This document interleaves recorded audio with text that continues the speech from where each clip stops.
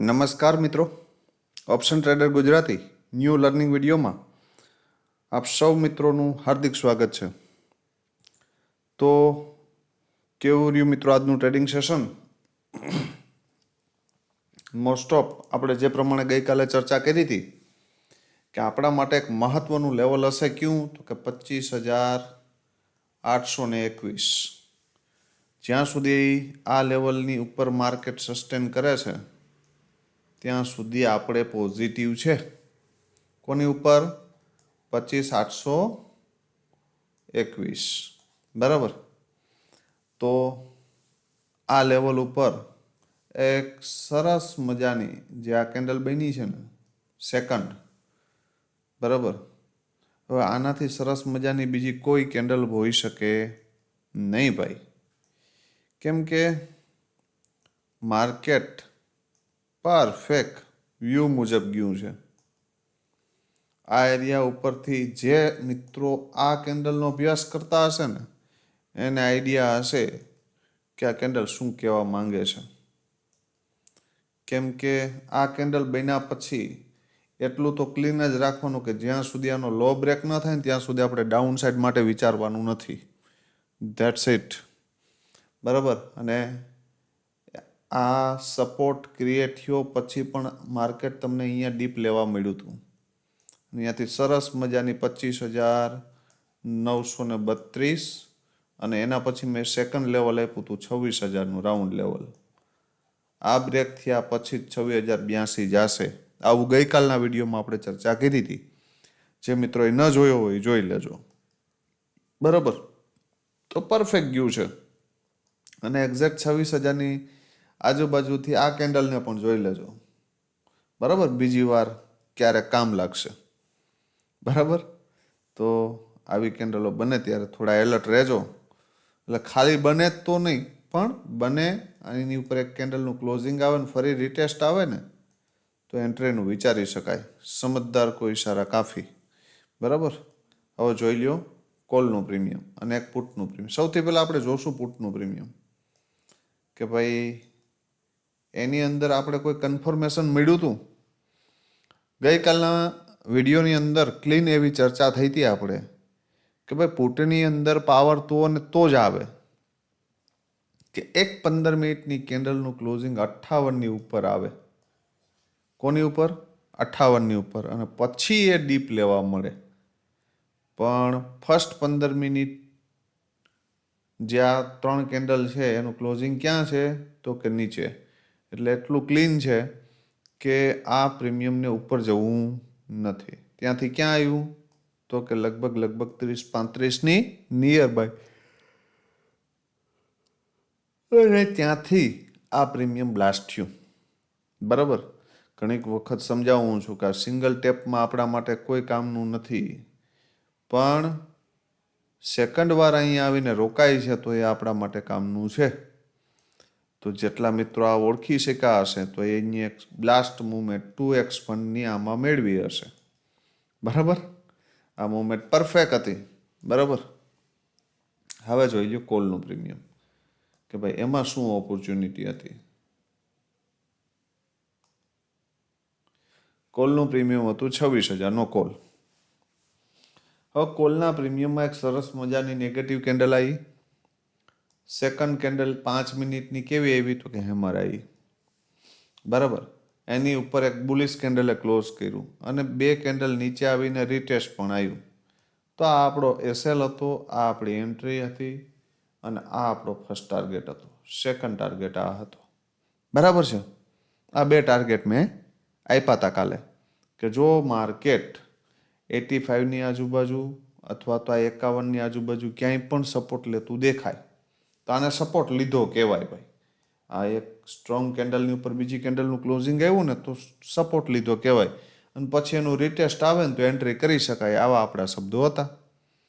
તો આ એન્ટ્રી અને આ ટાર્ગેટ. બરાબર. આમાં ક્યાંય ઓછું છે નહીં. ધારી લ્યો કે અહીંયા સુધી તમે બેઠા છો અને ફરી ડીપ આવ્યું છે તો ફરી પાછું તમને એક્ઝિટ કરવાનો મોકો પણ આપ્યો છે. બરાબર. તો આ વસ્તુ સમજજો. સેન્સેક્સ જોઈ લઈએ કે ભાઈ સેન્સેક્સના 2 પ્રીમિયમ જે આપણે આપ્યા તેમાં શું થયું છે. સૌથી પહેલાં કોલનું પ્રીમિયમ કે ભાઈ એમાં ક્યાં ઓપોર્ચ્યુનિટી હતી, તો કોલના પ્રીમિયમે પણ લગભગ 33થી લઈને 50નું ઝોન મેં આપ્યું હતું કે જો ભાઈ 156ની નીચે જાય ને તો 33થી લઈ અને 50ની આજુબાજુ આ ઝોન છે અને આ ઝોનમાં ક્યાંય સપોર્ટ લેતું દેખાય ને તો એન્ટ્રી કરી શકાય. તો આ સપોર્ટ લીધો, આ એકદમ ડીપ આવ્યું, અહીંયાથી એન્ટ્રી બની, આ તમારો પહેલો ટાર્ગેટ અને આ તમારો બીજો ટાર્ગેટ. અને આનાથી ઉપર જાય તો મેં 400 સુધીના ટાર્ગેટ આપ્યા હતા. આ લગભગ 400 પ્લસ ગયું છે, 440 સુધી. બરાબર. તો લગભગ અહીંથી 90ની આજુબાજુથી પણ એન્ટ્રી કરી હોય ને તો 3x ફંડ છે, 3 ગણા. બરાબર. તો આ બધી વસ્તુ સમજજો, શીખજો અને પછી ટ્રેડિંગની અંદર એન્ટર થાજો. બાકી સાહેબે એમ કીધું છે કે પુટના પ્રીમિયમમાં હવે સમજજો આ વસ્તુ. ફર્સ્ટ 15 મિનિટની કેન્ડલનું ક્લોઝિંગ સેન્સેક્સમાં પણ એવું કીધું હતું મેં કે 167ની ઉપર આવે તો અને તો જ આ પ્રીમિયમમાં આપણે અપસાઇડનું વિચારશું. બરાબર. તો ફર્સ્ટ 15 મિનિટનું કેન્ડલ તો ક્યાં આવ્યું તો કે 109, અને 109થી કદાચ તમે અહીંથી બેસી પણ ગયા હાલો, બરાબર, તો પણ 109થી 167 નહીં પણ લગભગ 200 સુધીનો 2x ફંડનો ટાર્ગેટ તો અહીંયાથી પણ આપી દીધો છે વન વેમાં. હવે કોઈ 120 એન્ટ્રી કરી હોય કે 122 એન્ટ્રી કરી, ક્યાંય પણ કરી તો અહીંયાથી તમને 60-70 પોઈન્ટ કે 80 પોઈન્ટ તો આપે છે ભાઈ આ પ્રીમિયમ. તો ઓલરેડી 2x તો થઈ ગયો છે, તમારે આને કેટલું કરવું છે. બરાબર. પણ પછી તમે થર્ડ ટાઈમની અંદર આ લેવલ ઉપર એન્ટ્રી કરો તો એ વેલિડ છે નહીં. બરાબર. કેમ કે આટલા સ્ટ્રોંગ રિજેક્શન પછી અહીંયાથી ફ્રેશ બાયર એક્ટિવ થાય નહીં. બરાબર. તો એના પછીનું એક લેવલ આપ્યું હતું મેં 36નું. તો 36ના લેવલને માર્કેટે સપોર્ટ લીધો નહીં, સીધું શું કર્યું તો કે સ્ટ્રોંગ કેન્ડલથી બ્રેકડાઉન કર્યું. અને એ પછી જ્યારે પણ ઉપર જવાનો પ્રયત્ન કર્યો ત્યાંથી રિજેક્શન. જ્યારે ક્લોઝિંગ આપ્યું ને તો ત્યાંથી પણ લગભગ 40થી લઈને 90, મતલબ 2x થઈ ગયું. કદાચ ભૂલથી કોઈની એન્ટ્રી થઈ ગઈ હોય ને તો 2x ફંડ અહીંયાથી પણ છે સેકન્ડ કેન્ડલથી. બરાબર. તો આ બધી શીખજો અને સમજજો. હવે જોઈ લ્યો, આજે વિડીયો થોડો લેટ થઈ ગયો છે પર્સનલ રીઝનને કારણે, પણ વધારે આપણે ચર્ચા નહીં કરીએ. બરાબર. કાલે શું કરી શકાય ભાઈ, આવતીકાલે ઇલેક્શન રિઝલ્ટ છે અને માર્કેટ ન્યૂઝ બેઝ હશે. કેવું? News base. તો મારા મત મુજબ સેફ ટ્રેડરે કાલે માર્કેટથી દૂર રહેવું. કેમ કે જ્યારે માર્કેટ ન્યૂઝ બેઝ હોય ને ભાઈ, ત્યારે એમાં કોઈ પણ ટેકનિકલ એનાલિસિસ કામ લાગે નહીં. અહીંયાથી આ કેન્ડલ અહીંયા જઈને પણ ક્લોઝ કરે એક, અને લગભગ અહીંયા હોય તો ત્યાંથી અહીંયા આવીને પણ ક્લોઝ કરે. બરાબર. તો સેફ ટ્રેડર હોય એને માર્કેટથી દૂર રહેવું. રિસ્કી ટ્રેડરને પણ 1 અથવા 2 ટ્રેડ મળી જાય ને એટલે done for the day trade કરી દેવો. બરાબર. કાલે બહુ આ માર્કેટ સાથે ફાઇટ કરવાનો પ્રયત્ન કરવો નહીં. આટલું ક્લિયર. ડાઉન સાઈડનું લેવલ છે ભાઈ. ક્યું? તો કે સ્ટ્રોંગ લેવલ ડાઉન સાઈડનું 25,780થી લઈ અને 25,800. કેટલું? આ એરિયામાં ક્યાંય પણ સપોર્ટ લેતું દેખાય તો માર્કેટની અંદર બાય ઓન ડીપ થઈ શકે હજી, જ્યાં સુધી આની ઉપર છે ત્યાં સુધી. બરાબર. આટલું ક્લિયર. આ જે વચ્ચેની રેડ લાઇન છે ને એની નીચે આપણે નીચે છે, આની ઉપર આપણે ઉપર છે. બરાબર. આટલું ક્લિયર રાખજો. 852ની ઉપર ઓપન થઈ ગયું તો અહીંયા સપોર્ટ લેતું દેખાય તો એન્ટ્રી કરી શકાય. ક્યાં સુધી તો કે 936 સુધી, અને એનાથી ઉપર જાય તો 26,000ના રાઉન્ડ લેવલ સુધી. બરાબર.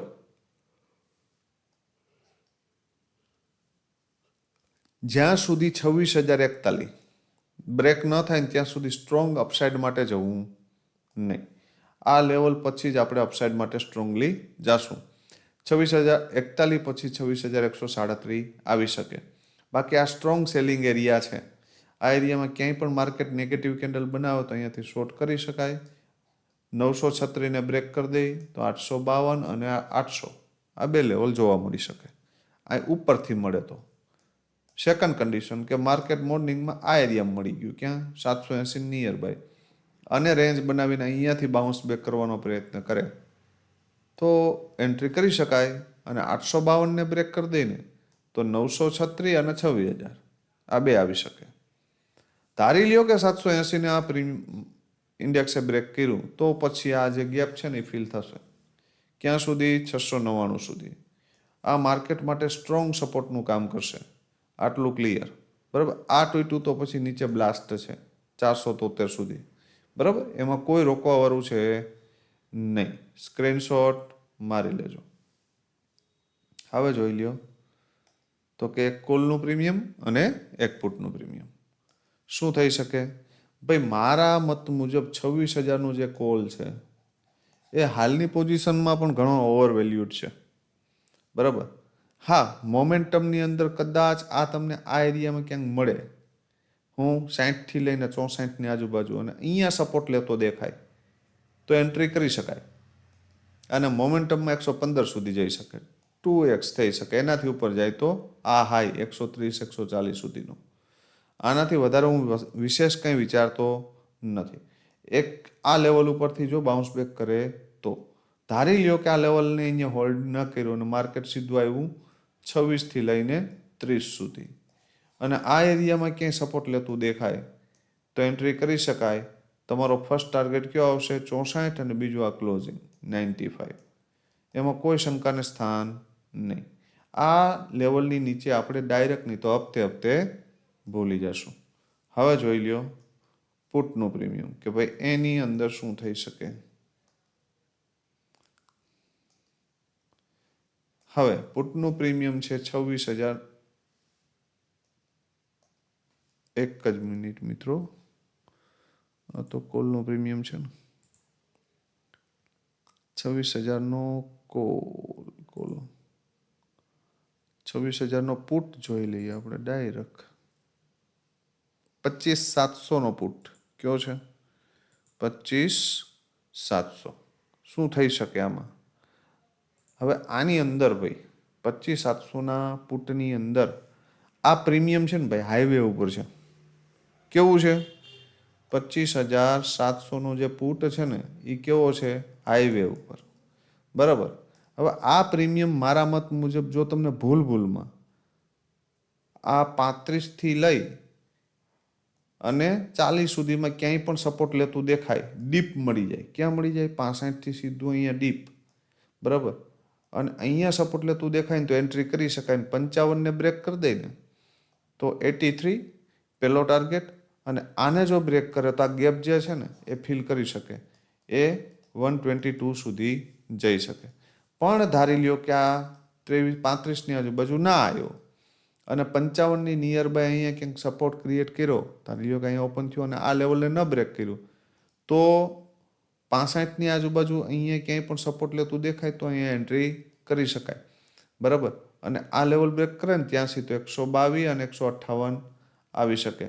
પણ આ કન્ડિશન તો જ બનશે કે આ પ્રીમિયમ ગેપ અપ ઓપન થશે અને પછી અહીંયા આવીને ડીપ સપોર્ટ લેતું દેખાય ને તો અને તો જ, બરાબર. 35ની નીચે જ્યાં સુધી આ પ્રીમિયમ છે અને ફરી ઉપર ન નીકળે ત્યાં સુધી આપણે આને હપ્તે હપ્તે ભૂલી જશું. એટલે બે જ કન્ડિશન છે, યા તો 35ની આજુબાજુ સપોર્ટ લઈ અથવા તો 35ને તોડે અહીંયા રેન્જ બનાવે ને ફરી ઉપર નીકળે તો એન્ટ્રી કરવાની, અથવા તો આ લેવલને માર્કેટ ગેપ અપ ઓપન થાય, ગેપ ડાઉન ઓપન થાય અને આ પ્રીમિયમ ઉપર ઓપન થાય અને ફરી ડીપ મળે ક્યાં? ક્લોઝિંગ અથવા તો આ લેવલે 55, અને અહીંયાથી તમારી એન્ટ્રી થાય અને ક્લોઝિંગ બ્રેક કરી દે તો ત્યાંથી 122 ને 158 આવી શકે, બરાબર. આ બે કન્ડિશનથી મળે તો ટ્રેડ કરવાનો છે, ન મળે તો નથી કરવાનું. That's it. આનાથી વિશેષ કાંઈ છે નહીં, બરાબર. તો આજે આપ સૌ મિત્રોએ શું કર્યું? કાલે આપ સૌ મિત્રોની કોમેન્ટ વાંચી ખરેખર ખૂબ આનંદ થયો કે ઘણા ખરા મિત્રોએ એવું કીધું હતું કે સાહેબ આજે નો ટ્રેડ, બરાબર. જે મિત્રોને રિસ્ક રિવોર્ડ મેન્ટેન કરતા આવડે છે એ મિત્રોએ કાલે ટ્રેડ કર્યો નથી, અને જે મિત્રોએ કર્યો છે, બરાબર, એને પણ રિસ્ક રિવોર્ડ ફોલો કરીને કર્યો છે, બરાબર. તો ખરેખર આનંદ થયો કે ભાઈ તમે બધા પ્રોફિટ કરો છો, બરાબર. અને આવા નવા પ્રોફિટ કરતા રહ્યો અને આજે શું કર્યું છે, બરાબર? આજે સી અને પી બંનેમાં લાભ લીધો છે કે માત્ર સીમાં લાભ લીધો છે, એ ખાસ કોમેન્ટમાં જણાવજો. અને આપના કોઈ પ્રશ્ન હોય તો પણ જણાવજો. અને વિડીયોને વધુમાં વધુ મિત્રો સુધી શેર કરવાનો પ્રયત્ન કરજો. આવતીકાલે ફરી મળીશું નવા વિડીયોમાં. ત્યાં સુધી જય માતાજી, હર હર મહાદેવ.